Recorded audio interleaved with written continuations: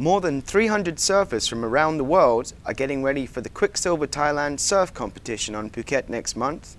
It's not to be missed. The Quicksilver tournament is the largest surf competition in Thailand, now in its 4th year. If you want to witness the action, Patong Beach is the place from September 12 to 15. A few of the countries represented at the event will include Australia, the USA, Taiwan, South Korea, Japan, Indonesia, Malaysia, and of course, Thailand.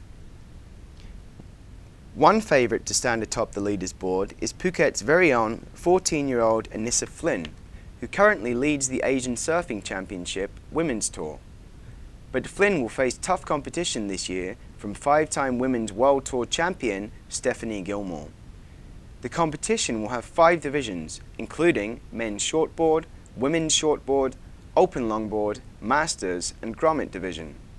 The competition is also a major boon for Phuket tourism in the low season, which runs from June through September.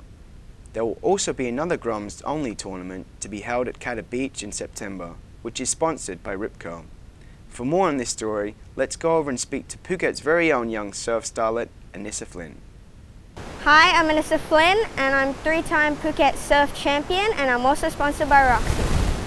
The competition is like divided into divisions. I'm in women's division, which is, you know, only women.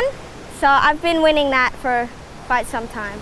My dad actually taught me how to surf, but he doesn't really surf, but you know, he pushed me and like I really liked it, so I kept doing it. I really want to win, but we'll just see how it goes. I think you should actually learn how to surf with like a surf guide or something and then try it out yourself. It's really fun, really easy.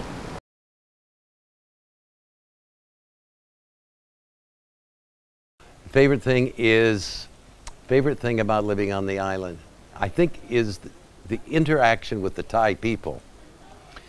These people here are the most gentle, happy. God knows there's no place else on the planet where people can play like they do, and that seems to be their main food. And for us who come from a serious background and thought-provoking background, to get involved with that is really, it's a genuinely wonderful experience.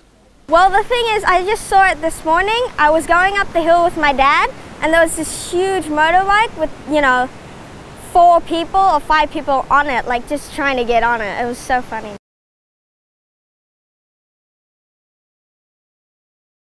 My favorite place to eat is at home on a day off when my wife is cooking for me.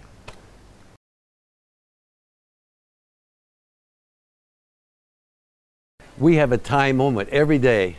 There's something here that I can't possibly anticipate. But coming from a Western mentality and coming from a Western thought pattern, it just doesn't fit with the Asian Thai culture. The staff here surprises me every single day with something that's just so far out of bounds, it has to be funny. I could give you an example after an example, but I know we got 4 minutes and you don't want to hear them.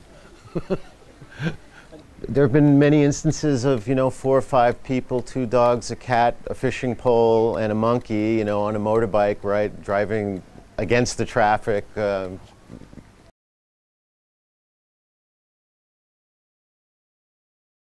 Well, sad to say that the Hard Rock is slightly off the beach.